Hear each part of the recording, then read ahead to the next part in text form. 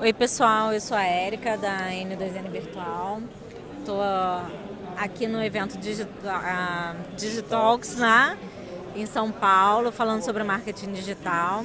A N2N Virtual é uma plataforma para quem queira lançar um marketplace ou um shopping virtual. E hoje a gente está aqui convidando o Danilo da ClearSale para bater um papo com a gente sobre fraude. Danilo, me explica um pouquinho sobre você, sobre a empresa. Bom, boa tarde a todos. Obrigado pela oportunidade, Érica. Bom, eu estou na ClearSale já há 7 anos e meio, desde 2010. Comecei como vendas na empresa e hoje há 1 ano e meio estou 100% dedicado à área de parcerias hoje, né? Então hoje essa oportunidade que você me dá de falar um pouquinho de mim e da própria ClearSale é um privilégio para mim. Eu fico bem feliz de poder falar e compartilhar um pouquinho, né, do meu conhecimento, né, desses 7 anos e meio de ClearSale. Legal, e a gente está bem focado aqui a conversar um pouco sobre fraude, né? É um risco grande que todo e-commerce acaba tendo, e a gente vai explicar um pouquinho sobre como é que isso acontece e o que as pessoas podem fazer para tentar mitigar, como os donos do marketplace têm que agir. Então, primeiro explica um pouco sobre que tipo de fraude podem ocorrer nas compras por e-commerce. Legal. Hoje existem 4 tipos hoje de fraude, né, que a gente pode denominar. A fraude deliberada é uma delas, é uma das mais comuns. O que é fraude deliberada? É quando o fraudador rouba os seus dados e utiliza para fazer uma compra em qualquer e-commerce, em qualquer loja hoje. Então nós classificamos como fraude deliberada. Então é o fraudador utilizando de dados de terceiros para fazer essa compra. Um outro tipo de fraude é a fraude amigável. O que é a fraude amigável? Alguém próximo a você faz algum tipo de compra em algum e-commerce. Então, minha esposa pega meu cartão emprestado, ela até me comunica que está utilizando, só que na hora que eu olho a minha fatura, eu vejo uma compra em uma determinada loja e eu não ligo que na hora eu falo, poxa, eu não comprei nessa loja X. Só depois de um tempo, que daí a pessoa próxima a mim, no caso a minha esposa, vai falar, mas lembra que você me emprestou o cartão? Daí que você liga, né, conecta as coisas, e isso a gente classifica como fraude amigável. Na maioria dos casos há como contornar esse tipo de problema, né? Porque é alguém próximo a você, então normalmente a pessoa aceita pagar, né? Então fica tudo certo, mas é uma fraude que acontece. Um terceiro tipo de fraude é a autofraude. Isso é bem crítico hoje. Dependendo do segmento de atuação da loja, o índice de uma proporção, ordem de grandeza, pode ser metade dos problemas que a loja tem com fraude é autofraude. Por causa muito do segmento de atuação, o tipo de perfil de clientes que ele atrai para compra nas lojas dele. Então a autofraude é quando você, Érica, eu, Danilo, vou lá numa determinada loja, compro, depois falo que não fui eu. Então há uma má fé nesse caso. Então é um problema sério que é difícil de pegar, porque são todos dados autenticadores, são dados reais da pessoa, são os meus dados lá. Só que eu uso de má fé e falo que não. O ponto é que uma vez que você comete a autofraude, no caso, muito provavelmente se você tentar comprar em algum outro site que trabalhe com a ClearSale, provavelmente você não vai conseguir mais, por causa desse histórico negativo de fraude. O último, que é uma fraude bem recente, o quarto e último, é a fraude limpa. O que é a fraude limpa? É super novo aí, galera. É o que a gente teve no ano passado bem forte, a questão da invasão de contas. Então, o fraudador, ele se especializa, é um cara muito bom e profissional, e ele invade as contas dos e-commerce, tem todos os seus dados lá, então ele consegue descobrir seu usuário, sua senha, que normalmente você se loga nessa loja, e utiliza de todos os dados autenticadores, são todos os dados reais do Danilo, da Érica, enfim, do cliente. A única coisa que eu posso mudar, que é super comum, é o endereço de entrega.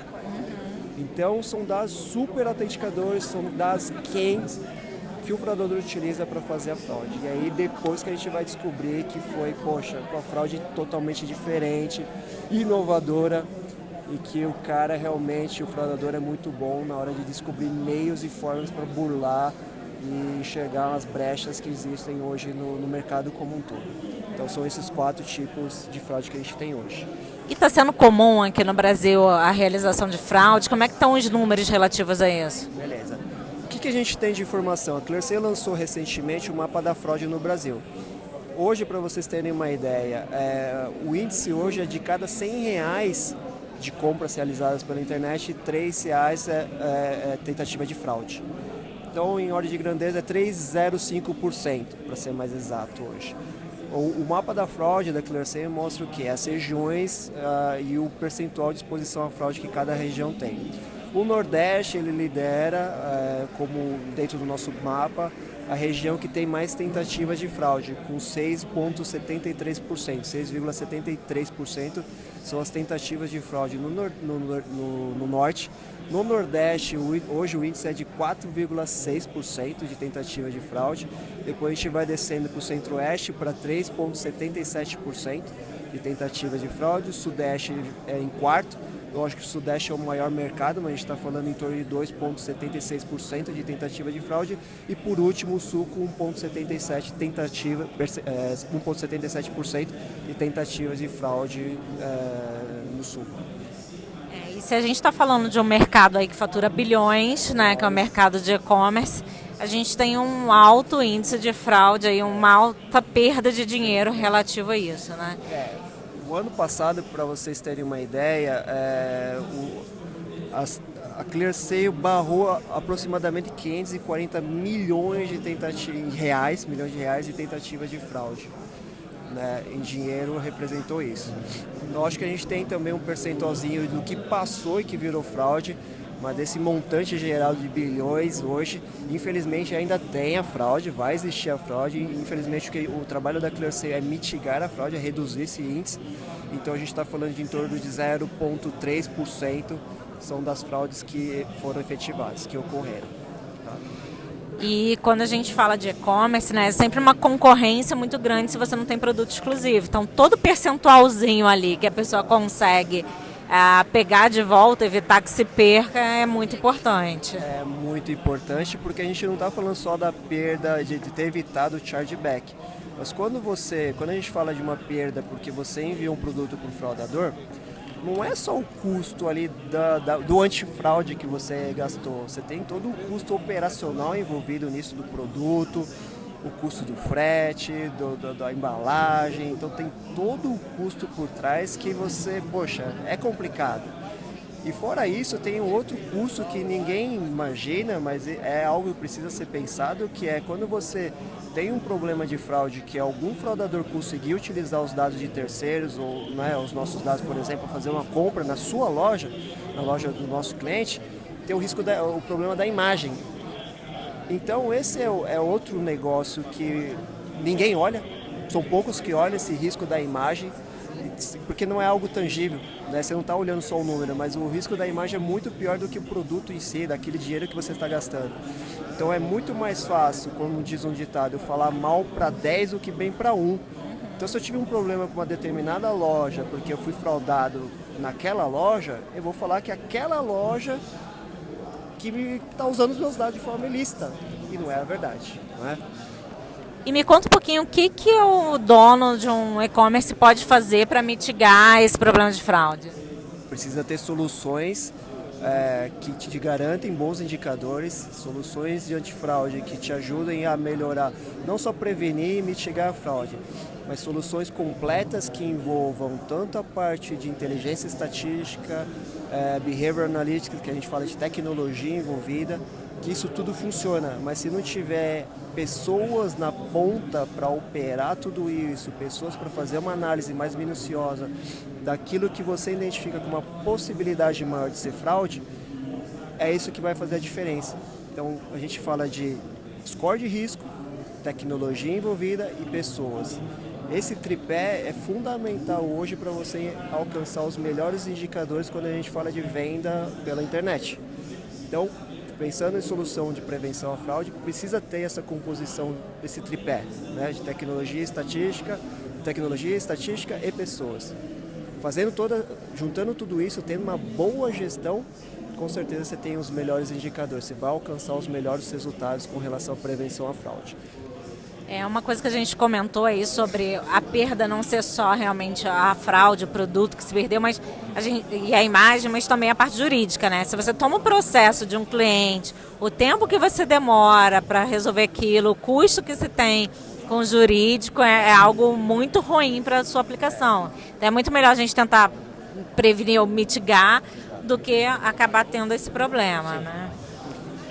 E me fala um pouquinho qual é o diferencial da ClearSale. Nosso diferencial, sem dúvida nenhuma, nesses 16 anos de mercado, é nós sermos especialistas somente em prevenção, risco e fraude. Nosso core business é 100% em prevenção. Então, toda a nossa estrutura hoje, desses 16 anos de empresa, foi 100% pautada em tudo isso que eu falei, de inteligência estatística por trás, tecnologia e pessoas. Hoje o time da ClearSale é composto de mais de 1.100 pessoas. A ClearSale, tem muita gente que não tem noção do tamanho da ClearSale hoje. Hoje a gente atende mais de 85% do mercado nacional do varejo, transaciona com a nossa base. E essa base histórica nos ajuda a ter uma assertividade muito maior na tomada de decisão. Então, esse é um diferencial muito forte quando a gente fala de ClearSale, não somente a base, mas toda essa questão da gestão de fraude que tem por trás, todo o trabalho de analytics que tem por trás, que faz a gente ganhar, ter uma assertividade e garantir para o nosso cliente melhores indicadores. O que é os melhores indicadores? Aprovação, tempo de análise e o quanto de chargeback, quanto de fraude ele vai tomar. Então a gente precisa reduzir o índice de fraude, em contrapartida aumentar a aprovação, o tempo de resposta e tudo mais. E é importante saber que vocês, na verdade, trabalham em conjunto com o meio de pagamento, né? Então, na verdade, vocês não substituem o meio de pagamento, é algo que se faz em paralelo. Explica um pouquinho como é que funciona. Exatamente. Hoje a ClearSale, como ela atua somente na questão da prevenção à fraude, hoje precisa ter envolvido a parte do meio de pagamento, os gateways de pagamento, os adquirentes de mercado, que são aqueles que comunicam com o banco. Então, a ClearSale faz parte desse elo de pagamento, então, que envolvem lá no momento do checkout a parte do gateway, ou uma integração direta com o adquirente, uma empresa de conciliação que faz toda a conciliação dos pagamentos, daquilo que foi parcelado, daquilo que você vai receber, daquilo que você vai receber de forma parcelada e até daquilo que gerou chargeback, né? Então, e a gente é uma parte desse caminho todo do pagamento. Explica aí para os leigos o que é o chargeback. Chargeback é o não reconhecimento da compra, super importante. Então a gente fala no nosso termo, nosso dia a dia, a gente chama de chargeback, mas o chargeback é o estorno da compra. Então a compra que foi efetivada na sua loja e depois alguém não reconhecer essa compra, é o estorno. Então o adquirente vai lá, se você tinha direito a receber 100 mil reais no final do mês, ele vai olhar o que não houve que houve de estorno, que é o chargeback, e vai falar, olha meu amigo, dos 100 mil reais você vai receber 95 porque 5 mil reais não houve o reconhecimento da compra. E, infelizmente, quando a gente fala de compra online, o lojista é 100% responsável pela perda, pelo chargeback. E vamos falar um pouquinho sobre o impacto disso na vida do dono do marketplace, né? A gente tem muitos marketplaces que eles não são exatamente o seller, mas eles só intermediam. E aí ele não tem a perda direta do valor de produto, mas normalmente quem vai arcar com o processo jurídico, com a perda da imagem, é o dono do marketplace. Então, me explica mais um pouquinho o que você acha que tem de impacto e qual exatamente a função dele em relação a isso. Bom, vamos lá. O marketplace, existem dois cenários que eu posso citar, né? O cenário onde o marketplace ele é responsável por toda essa cadeia do pagamento.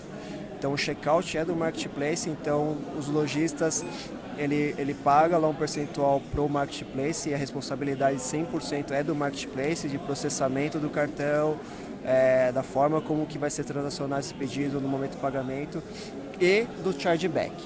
Esse é um cenário 1.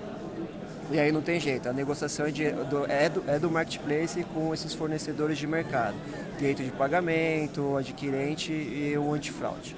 Outro cenário é quando o lojista é responsável pela contratação desse serviço. Então, o marketplace só disponibiliza da plataforma tecnológica e indica, por exemplo, os outros fornecedores envolvidos na cadeia do pagamento. Então, se a responsabilidade do chargeback, do processamento, etc., for do lojista, e o lojista só utilizar a plataforma, então a responsabilidade realmente passa a ser os problemas todos que eu comentei